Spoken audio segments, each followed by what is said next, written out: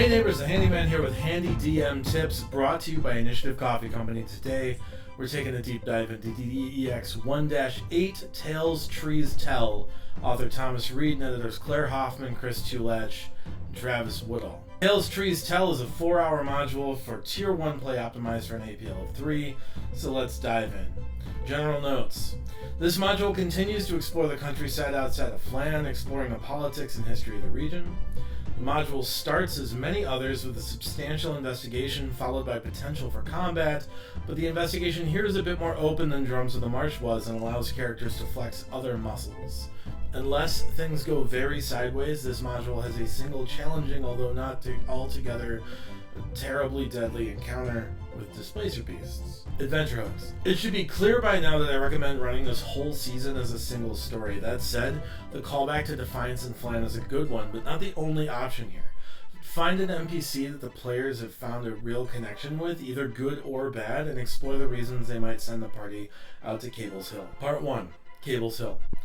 The town is small, so small that the whole population fits in a tavern. The wall is barely a palisade. The houses are roughly hewn logs. Keep this all in mind while you're navigating it. It should feel like a small town. Not creepy cult island from Shadows of the Moonsea small, but small nonetheless. Think of a roadside inn with a housing for staff or a homestead. All in all, there are several places to visit, but I would make it clear that everyone has headed to the inn for a meeting. This isn't necessarily to guide the party directly there, but it does set the tone. If the party is going to sneak around or spy on buildings while the owners are distracted, this is a good way to find out. If the party does want to explore the town while everyone is distracted, I would allow for a stealth check for sport. Anything but an abysmal check should be fine. If there is a 5 or lower, consider them failing spectacularly by falling into something that makes a huge ruckus and draws the attention of most of the townsfolk. That said, remember the noise needs to be loud enough to overcome the last remnants of a storm. In all, there are a few places to explore beyond the leaky bucket, which advances the story, but they are largely innocuous at the moment. In short order, your party will head back to the leaky bucket, meet the folks at Cable's Hill, and hear about their problems. The leaky bucket. The party enters the tavern to a typical record scratch type scenario. This seems superficial, but establishes a couple of very important things. One, it shows the level of overwhelm that the townsfolk are about their current problem, and two, it establishes a degree of isolation in the town and about their secret. Don't skip this over. There's value here in setting up the scene and potentially in establishing the comparisons and contrasts to the creepy cult island in Shadows of the Moonsea. Technically, the contract this town has with the Fae is not really any different than the one with Tiamat. The tone and impacts may be different, but the whole thing should feel like it has a good deal of weight. The long and short of the information here is that a newcomer, Halvin Grangle, came to town not long ago and recently went off into the woods, which is forbidden based on a pact with the Fae. The town tried to fix the broken pact by doubling down and sending even more people into the forest to parley with the elves. The local half-elf ranger, Ceralis, refused to assist, and the parley team haven't been seen since. Message received. At some point, the town's fears are going to be confirmed to some degree. One of the townsfolk is back and pinned to a welcome sign. There's a bloody mess, he's barely alive. This should be a sign that not all is well. It also gives Jenny Greenteeth, the hag responsible, the opportunity to see what happens next. Our unfortunate messenger has a note pinned to his fleshy bits that doubles as a scrying center. Don't skip over this. If the party takes the pin, Jenny gets to see everything that your table does within 30 feet of the characters. From here, the party can skip ahead to the forest, investigate mutilated livestock, search Halvin's barn, or finding Ceralis. Part 2. Outside Cable's Hill. Animal slaughter. To some degree, the order matters here. If the party goes to the site of the animal slaughter first, they see dead mutilated livestock. They have been destroyed by Pip-Yep, Halvin's familiar. Of course, that remains to be discovered until the table connects the dots between the kill site and Halvin's barn. That trail can be picked up with a modest perception check of a DC 12, but I will allow for investigation or survival checks here as well.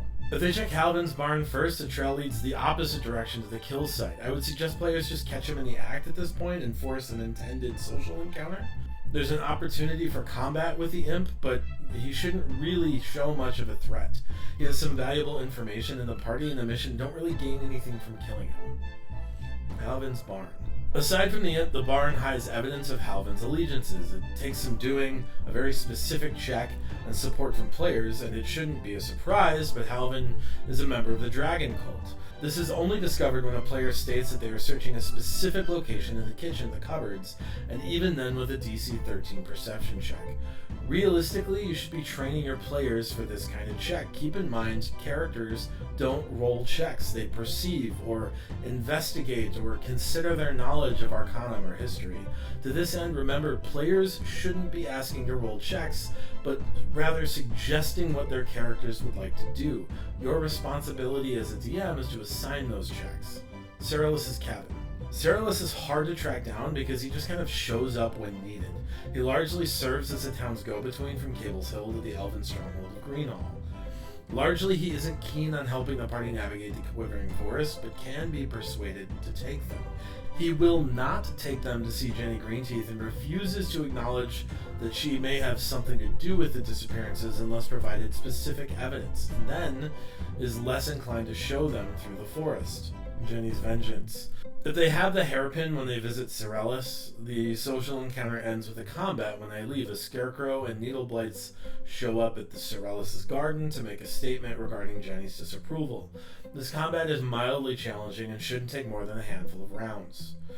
Part 3, the Quivering Forest. After finding out all they can and possibly gaining a guide, the party enters the Quivering Forest. This isn't the first time the forest and its oddities have come up. In defiance of Flan, the Dragon Tooth shocks anyone that has a large concentration of stuff from the forest. Clearly there is something strange in the neighborhood. Realistically, I wouldn't bring Cyrillus along. Truth be told, he's an extra combatant in fights that don't really need him and doesn't offer a clear social advantage at Greenhall. This is unless you make him more useful by adding advantage or something similar to the social encounter. The trip takes 2 days with his assistance, but could be hand-waved with solid directions. He won't approach Jenny Greenteeth's cabin and offers little specific information that isn't available through a strong nature or survival check. It isn't hard to find a way to leave him behind, and ultimately takes away a crutch for players to lean on. If you've been running the whole season and this is the 8th session, it's time to start weaning new players off these crutches anyway. The Pixies. One of the strongest benefits this adventure has is it offers the players an opportunity to explore the Fae type and see the potential for interesting options. While Jenny Greenteeth explores the darker side of this, the Pixies show off the mischievous but ultimately well-intentioned side. This dynamic plays out in pretty interesting and fittingly chaotic ways. While the nefarious Jenny would never play an obvious prank or trick the party, that is largely how the Pixies introduce themselves. That said, the intentions of Jenny are far more malevolent despite her seeming calm and supportive demeanor. The module suggests several pranks the Pixies might pull on your adventurers, but I'd recommend using them as guidance for the tone of these tricks. Be creative and come up with things that will stick with your players. You know your table better than I do, and better than Thomas Reed. Ultimately, these pranks continue until a character politely asks the Pixies to come out. After a DC 15 persuasion check, they are agreeable to encounter the party. If your table has been particularly enjoying themselves and leaning into the pranks, offer up advantage. If they've been particularly callous or capricious about it, grant disadvantage. Make a call and let your table lean in if they enjoy it. Dinner interrupted. After the party makes camp, they have the only sure thing encounter of the module, a pair of displacer beasts. Without adjustments, the party strength for this is a deadly challenge. That said, keep in mind a few factors. 1, there shouldn't really be any other encounter in this module, so a strong challenge is warranted here. 2, this module predates any supplemental books and the associated power creep that, while not intended, is definitely present. If you have very low-level characters, remember that one good crit could kill them outright. If your party is flush with hit points, have a little fun challenging your table. The Displacer Beasts have the added challenge of being tricky to hit, so pay attention to your table's health, and if the dice are actively working against the party, adjust hit points as needed. When they are dealt with, the party can continue to Greenhall and have what will likely amount to a fairly disappointing encounter. They have a bit of information for the party about the history of the region and can point to Jenny.